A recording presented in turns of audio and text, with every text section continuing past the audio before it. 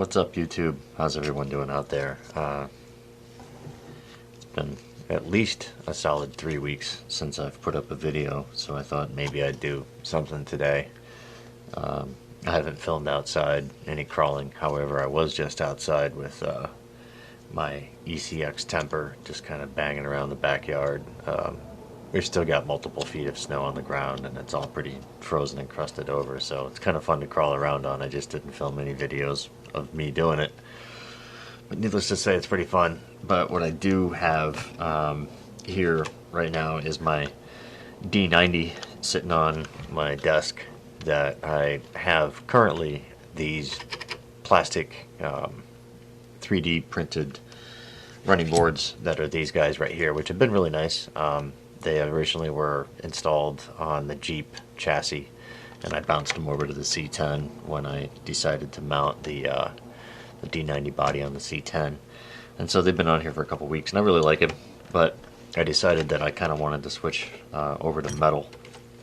And so I ordered the KYX, however you want to say it. I think I grabbed these off of eBay, and they showed up a couple days ago. So it's a Saturday afternoon, and I figured that I might go ahead and install them. So I've already put one of these on.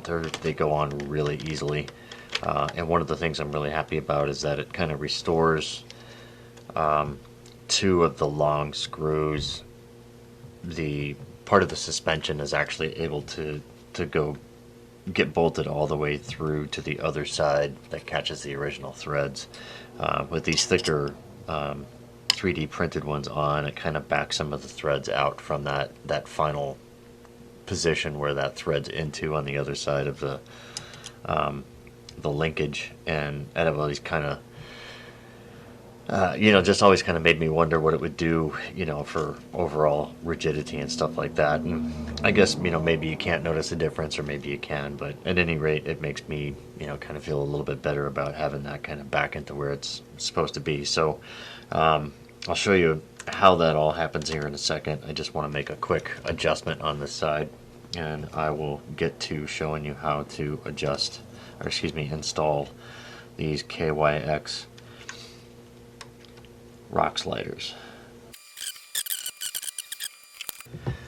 So that's what that looks like. Can't really see it too well on camera. I guess maybe you can, since it's sitting over something bright there, right there.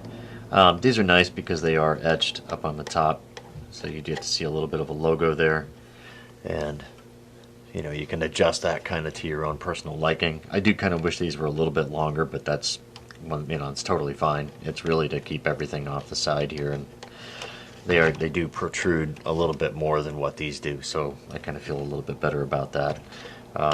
One thing I do kind of have a little bit of concern about is the two nuts that are sitting right there that may or may not, kind of provide something to get hung up on. This may work out really well, but this may work against it, so it just depends on how you want to set these up.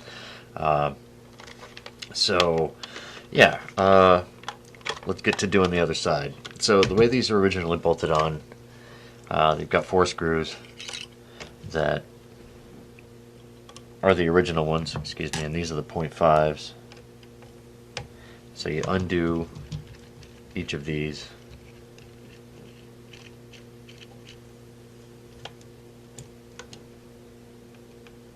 Sometimes they're a little stubborn and don't come all the way out, so you can just leave them there. The short ones, the 2 middle ones, do come all the way out if you're nice to them.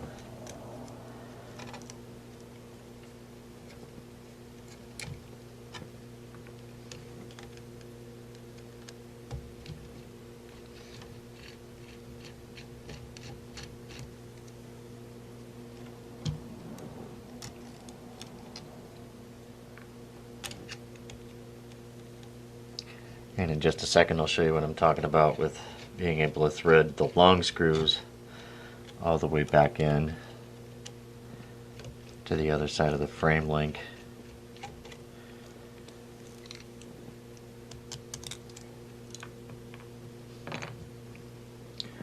Alright, so hopefully those haven't moved much, and you can just pop that right back in that side. keep going until you just feel that resistance start, and don't push it. Those are threads on the other side that you can potentially strip out if you keep on cranking down on that. Very cool, that just dropped right in.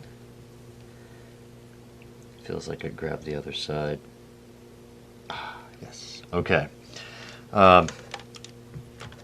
These KYX running boards come with a set of screws that are a little bit longer than the ones that go in on the sides from the original, so I do recommend using them because that means there's enough thread to grab originally, you know, all the material that it's supposed to, and then as well compensates for the thickness of this plate which attaches to the side. So these have two holes, 1 and 2. These two guys are smalls, and they're for these screws right here, and then it's got a larger head that's for making way for one of the other bolts here. So what you do, figure out which way you want that mounted. I mounted it so the flange is facing downward. So you can grab one of the long screws here that they send you. Go ahead and place that on the tip of your hex. And run that through the hole of the flange here, the plate. And just kind of set that in place and thread that all the way in till you feel a pretty solid resistance. That one's it seems like they not only thread into the plate a little bit, but as soon as they bottom, you know, on the chassis itself, it's got, you know, a pretty firm feel to it. You know what that means whenever you're threading stuff in. Sometimes it feels really loose and you can almost tell that something's been threaded, you know, stripped out. But sometimes those threads bite just right. And so that's the plate. It's as simple as that. The plate's already mounted on there. That's just 2 screws, and it's really solid. Mounts right to the central part of the chassis, the bottom of the engine plate. Goes through all of that, and like I said, it allows the 2 long screws to grab the full width of the link. You know, you got the link that comes in, and it's got, you know, the 2 pieces on the side that screw goes all the way through. Well, with the original or these other running boards that I had, it backs that screw away from the other side to catch those threads. So it's, to me, it's a little bit of comfort and peace of mind knowing that that's all the way through back to where it's supposed to be. So that's a huge plus for these.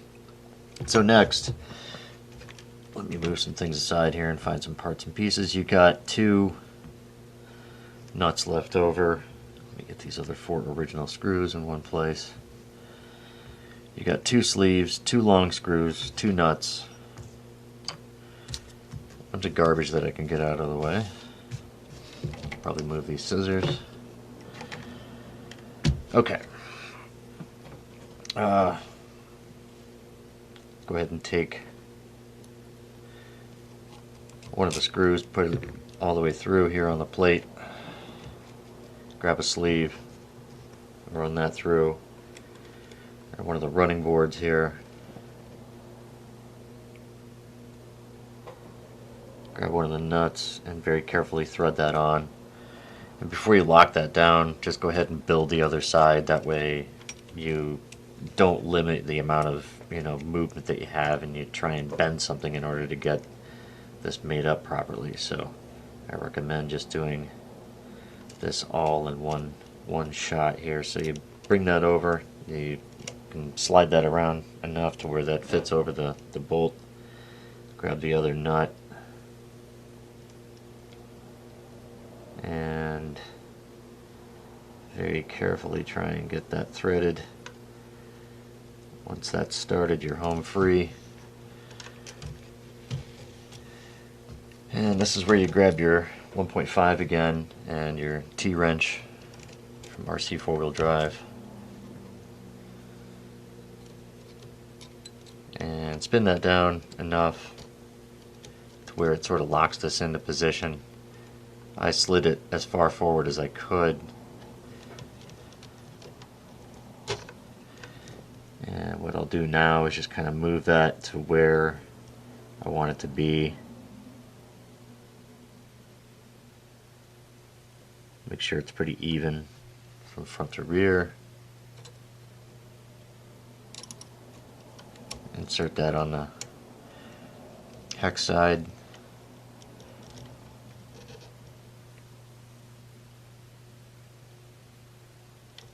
And go ahead and torque that down. Double check the front here. Make sure that's good and tight.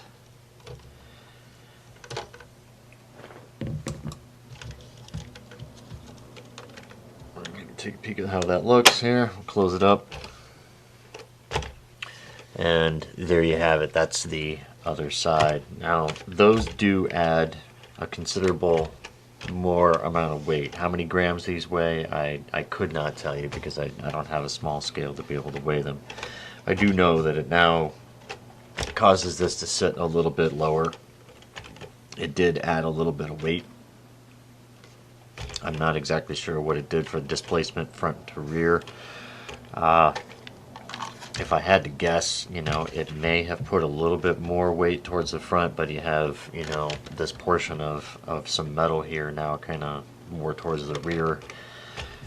But it doesn't really feel too, you know, awfully heavy. I think it did kind of maybe stabilize some of the lower end wobble that it had. But I'm going to give it a run and see how it feels. I do just in general like how they look. So that's how you install the KYX running boards here on the SCX24 chassis. And again, this is with my D90 on here. And this is what they look like up under the hood. Kind of see the nuts and bolts. How that all comes together there. Closes up, fits really well with this body. I feel nice and solid. I think that'll take a few rock hits right there really well. Plus two, they're really nice to hold on to when you're, you know, wanting to open this from the side.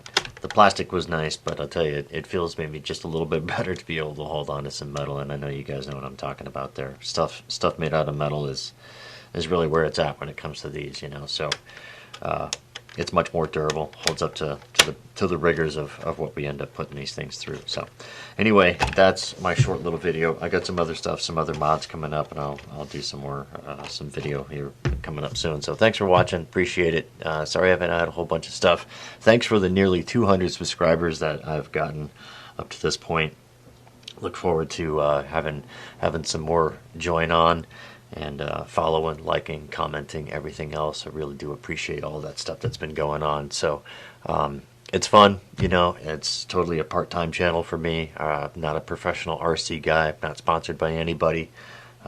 Just, you know, some Joe Schmo just making some RC vids because he got bored during the coronavirus. So thanks for tuning in, and until next time, take care out there, stay safe, and we'll see you soon.